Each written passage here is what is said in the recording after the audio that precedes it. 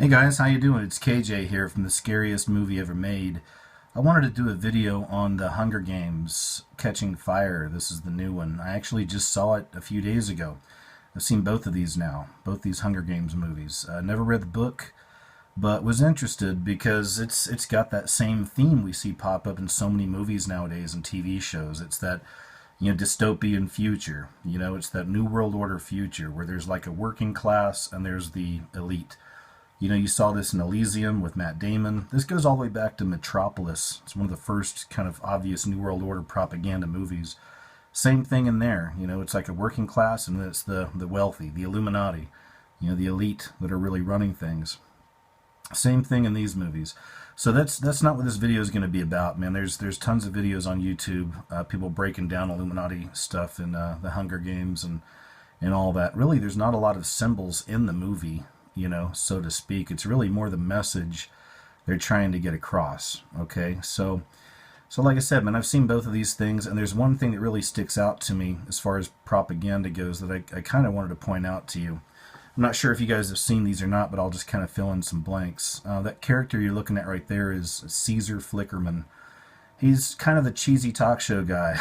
He's the guy that I guess he's the sportscaster, you could say, for the Hunger Games, okay? And just looking at him, he's a good example of what men have become in this future society, at least on the Illuminati side or on the elite side. Most of the guys in this movie, both movies, that are in that society, that are in the wealthier side of things, the elite, they're all, I don't know how to put it. I mean, gayed out? Question mark? No, that's really what it is, though. I mean, pretty much everybody in this future in the Hunger Games, again on the wealthy side, they dress like trannies. Most of them. I mean, most of them wear makeup. Got their hair did, fancy, flamboyant clothes. It's an obvious thing. I mean, I'm not just sitting here pointing fingers. It's an obvious thing, and this was, from what I understand, even written into the book, that's the way this culture is. Now, in the movie, at least in this one, they even kind of hint at that it is a decadent society. It's a society that's at its at its pinnacle as far as decadence goes. I mean, they're running the Hunger Games. They're having the innocent poor people kill each other for entertainment. All right. There's one thing that stood out for me, though, in this one. At one point, they take the two lead characters, the guy and the girl. I can't remember their names. But they take them to a big party in Capital City, actually. Capital City is the name of the, I guess, the big elite area where all these people live. So they take him to this party, and the boy at one time says something like he's not really that hungry. I guess he already ate. So one of those handlers passes a drink to him. The kid asks what the drink is, and the handler says, well, if you drink it, it'll help you throw up so you can eat everything and enjoy everything. I mean, that's a direct rip off of ancient Rome. At its pinnacle, at its most decadent, they had vomitoriums. This is the kind of stuff they did. Orgies, vomitoriums, and they were killing Christians. Feeding people to lions. So, it's the same idea. And it's very subtle, that drink thing. A lot of people might not catch that, but that is definitely a part of our history. And again, I think that's what this writer is trying to tell us. You put these things together, but they're trying to signal this is a society at its worst, at its most decadent. Now, this is coming from the writer. Obviously, they see that it's probably not even a word, but the gayification, if you will, of our society also has something, a part to play in that decadence.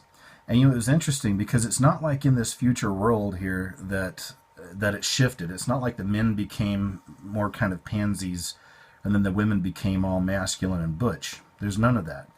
The women in this are just as flamboyant as the men. I mean, what's happened is basically masculinity has been erased.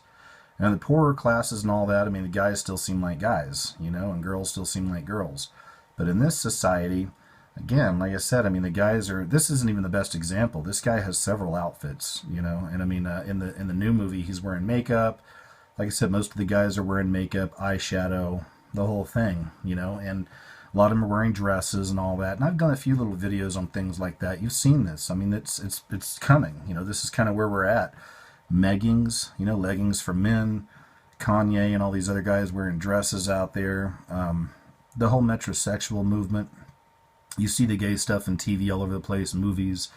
It's everywhere, you know. And again, this isn't an attack on our gay friends out there, because most of the gay people I know that are at least down to earth, they get annoyed by a lot of this kind of gay propaganda as well, how it's really forced onto people and put into everything. Okay, so anyway, it's not so much here with the Hunger Games. It's not like they're trying to get that message across and force it down your throat, but it's very interesting. I mean, it's there.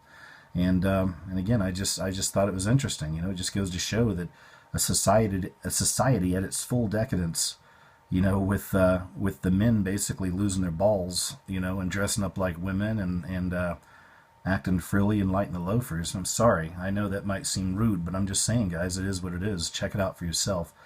And the reason I did the video on this in the first place, it actually reminded me of a news story that I saw not long ago. So I wanted to kind of share this with you and show you that the Hunger Games, at least this kind of this idea of this society coming, is happening now in a lot of ways.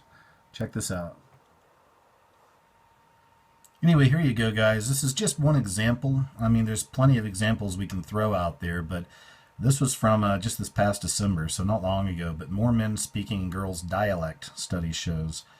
This is happening all over the place, man. I mean, I see it. I'm sure you do too.